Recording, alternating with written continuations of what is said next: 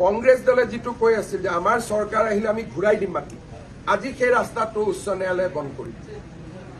ইমান দিন কংগ্ৰেছ দলে কি কৈ আছিল যে আমাৰ চৰকাৰ আহিলে আমি মাটি ঘূৰাই দিম, চৰকাৰ আহক নাহক বেলেগ কথা।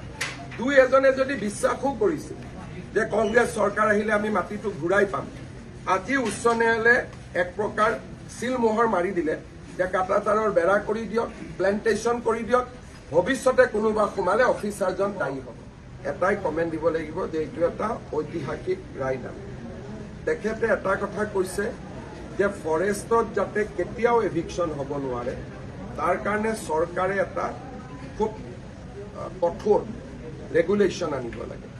দ্বিতীয়তে, যিবিলাক বিষয়াৰ দিনত ফৰেষ্টত এই ধৰণৰ লাৰ্জ স্কেল বেদখল হৈছিলে, তেওঁলোকৰ ওপৰত চৰকাৰে ব্যৱস্থা ল'ব লাগে।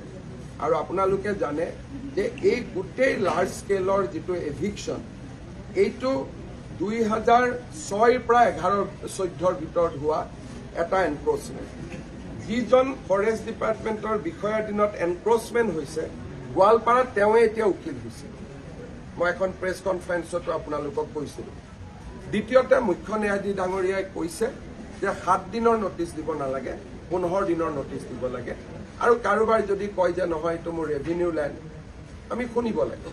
গতিকে অসম চৰকাৰৰ যিটো প্ৰচেষ্টা আছিলে, এই প্ৰচেষ্টাত আজি গুৱাহাটী উচ্চ ন্যায়ালয়ে এটা ঐতিহাসিকভাৱে মোহৰ মাৰিলে। বৰঞ্চ চৰকাৰতকৈও তেওঁলোক আগুৱাই গ'ল, কাৰণ চৰকাৰে এভিকশ্যন কৰিছিলে, বিষয়াৰ ওপৰত শাস্তি আজিলৈকে লোৱা নাছিলে।